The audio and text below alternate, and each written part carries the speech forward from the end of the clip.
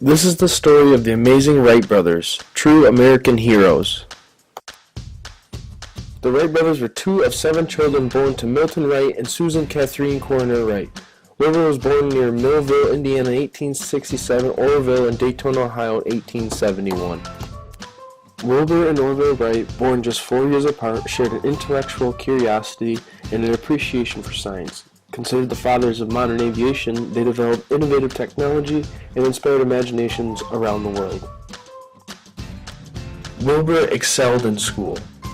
His personality was outgoing and robust, and he made plans to attend Yale University. During high school, he was badly injured and became depressed. He did not receive his high school diploma, and thus canceled his college plans. As a child, Orville Wright was a mischievous and curious boy. Never especially studious, Orville dropped out of high school during his senior year and opened a print shop. He was much more interested in hobbies outside the classroom than in school. The Wright family encouraged their children's intellectual development. Orville wrote, "We were lucky enough to grow up in an environment where there are always much more encouragement to children to pursue intellectual interests, to investigate whatever aroused curiosity." In 1889, the brothers started their own newspaper, the West Side News. Wilbur edited the paper and Orville was the publisher. After their mother's death, Orville and his brother dedicated themselves to another shared interest, bicycles. A new, safer design had set off a bicycle craze across the country. The brothers opened a bicycle shop in 1892, selling and fixing bikes, and began manufacturing their own design in 1896.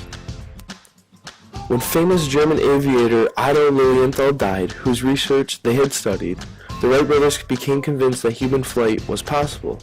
Determined to develop their own successful design, Wilbur and Orville headed to Kitty Hawk, North Carolina, known for its strong winds. The brothers got to work trying to figure out how to design wings for flight. They observed that birds angled their wings to balance and control their bodies. Utilizing their concept of wing wrapping and movable rudder, the brothers developed a monumental design. On December 7, 1903, the Wright brothers succeeded in making the first free controlled flight of a power-driven airplane, and together they became national heroes. An extraordinary achievement, they flew the plane for 59 seconds over a distance of 852 feet. News of the Wrights' accomplishment was met with early skepticism. Many in the press, fellow flight experts, and even the United States government were reluctant to believe the brothers' claims. As a result, Wilbur set out for Europe in 1908, where he hoped he would have more success convincing the public and selling airplanes. Orville headed to Washington, D.C. to demonstrate their flying machine in hopes of winning the government and army contracts. In France, Wilbur found a much more receptive audience. There, he made many public flights. In 1909, Orville joined his brother in Europe. The Wrights became huge celebrities there and returned to the United States in 1909. In July of that year, Orville completed the demonstration flights for the U.S. Army, which had demanded that a passenger seat be built in the plane. The Wright brothers sold the plane for $30,000, which is roughly $1 million in today's dollars. On May 25, 1910, Orville flew for 6 minutes with Wilbur as his passenger, marking the first and only flight the brothers would make together. The same day, Orville took his 82-year-old father out for the first and only flight of his life. The brothers went on to become wealthy businessmen. Wilbur and Orville always took shared credit for their innovations and maintained a close relationship throughout their lives. Neither Orville or Wilbur were ever married. Not only does the story of the Wright brothers teach us something very important about achievement, it also shows the downfall of government intervention. Some other examples include the telegraph, National Railroad, and the oil and chemical industry.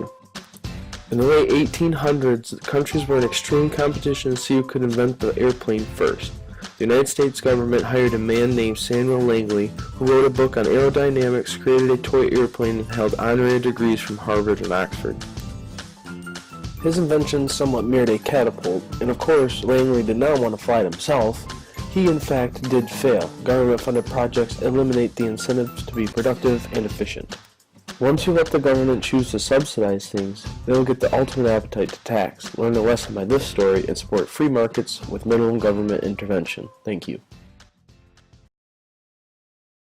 Created using Powtoon.